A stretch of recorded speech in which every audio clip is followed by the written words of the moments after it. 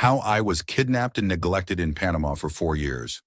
For my mom's whole life up to until she was 30 or so, she lived with her parents who were controlling and manipulative. When I turned 8, my mom finally found a relationship with somebody, but her parents weren't having it and would harass us and file court proceedings, claiming her husband was a predator, which he wasn't.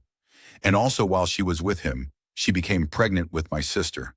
But for some reason, my mom decided to divorce him under my grandpa's suggestion and move to Panama with him, in retrospect to isolate her and get control over her.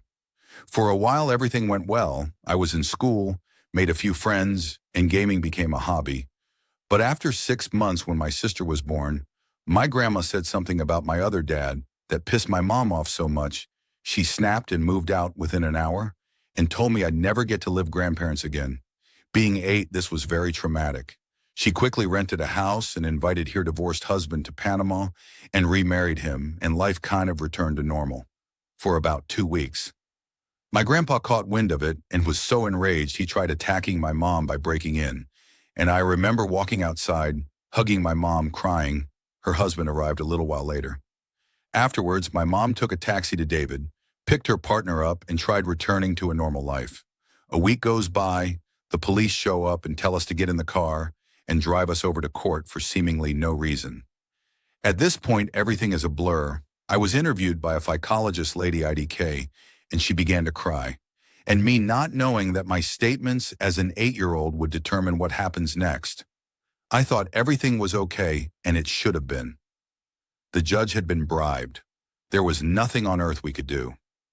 Men in black suits showed up, ripped my 3-month-old nursing sister from my mother's arms, grabbed me by the arms and legs, and physically ripped me away from my mother, threw me into a van, and drove me to Casa Hogar Triscar, an orphanage with kids just like me.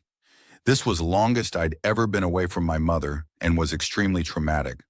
The first thing that happened was a lady screamed, "Take my clothes off and get in the shower," which was freezing, and then got me dressed and left me in a large room with around 200 other kids watching the movie Trolls on repeat all day, every day.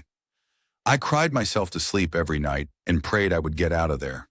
Miraculously, my mom got me out of there within a week but couldn't have custody of me, so she left me with a nice woman named Patsy.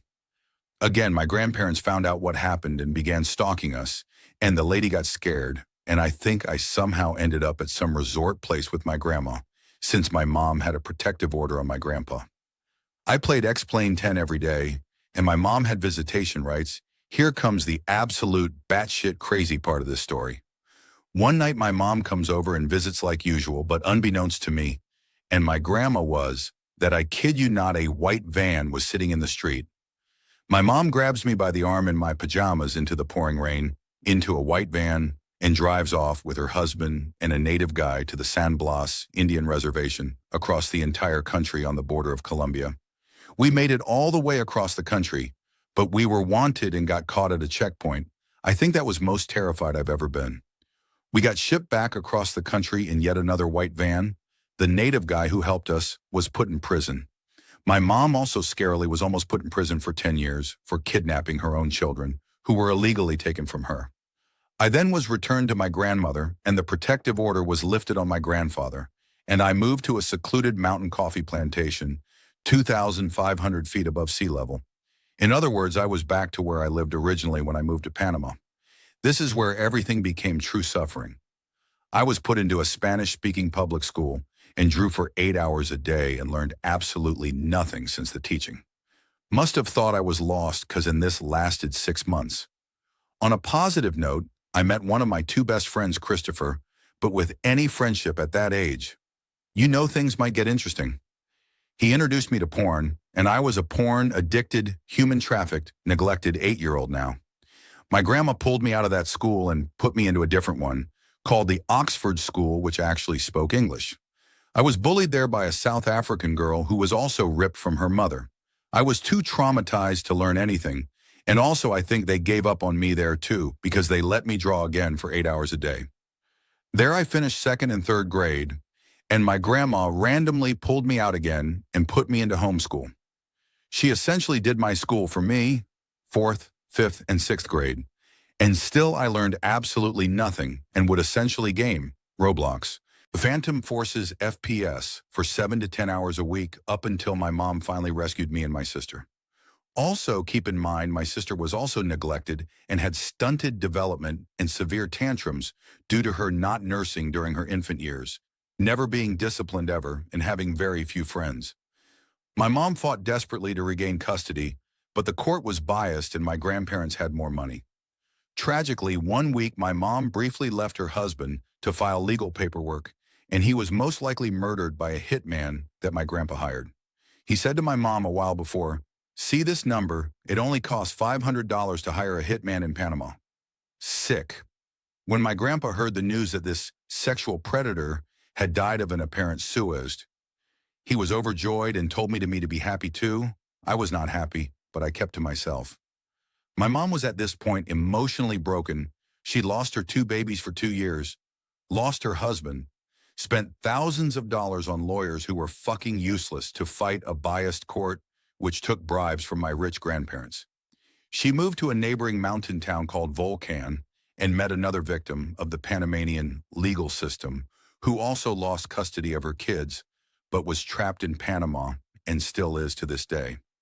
Under her advice, my mom traveled to the U.S. just after the pandemic began to go to her last bastion of hope, the FBI.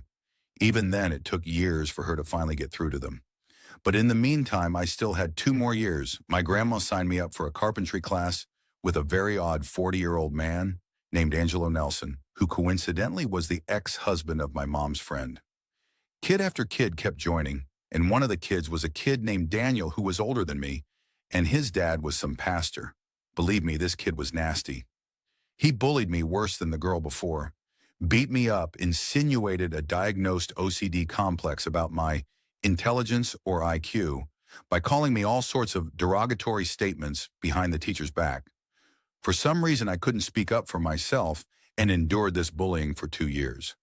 At the same time, my grandma, looping back to the beginning, being an extremist evangelical herself, began indoctrinating my little 10, 11-year-old brain all sorts of weird religious beliefs and extremes, like if I blasphemed the Holy Spirit. I know it sounds ridiculous, but I was 10, 11 years old. I would go to hell forever, and I believed every word of it. Or another example, of the many, was when the only time I expressed my feelings to her about being depressed, she said I was demonized and forced me to cough into a bucket to cast out the devils. At this point, I was completely numb emotionally, and my physical condition had deteriorated due to the constant 24/7 gaming addiction. But out of nowhere, my grandma gets a call from the FBI that went somewhere along the lines of, "Give this bitch's kids back or we're launching a full-scale investigation." And just like after 4 years of constant suffering through the best years of childhood, many experiences I haven't talked about, I was back with my mother and fled the country of Panama to the United States. Summarized. When I got all the emotions built up for so long release themselves, and I got severe religious and IQ-based OCD, which was left untreated for 3 months, I couldn't eat, sleep, shit, or anything else because I'd contort myself and shriek in agony and stared blankly into nothing for hours because some voice in me was like, if you touch that tile, you'll go blaspheme the Holy Spirit and you'll never be forgiven, etc. My sister still has issues as well as my mom, which I'm not trying to minimize. All this is my summarized experience and nothing more.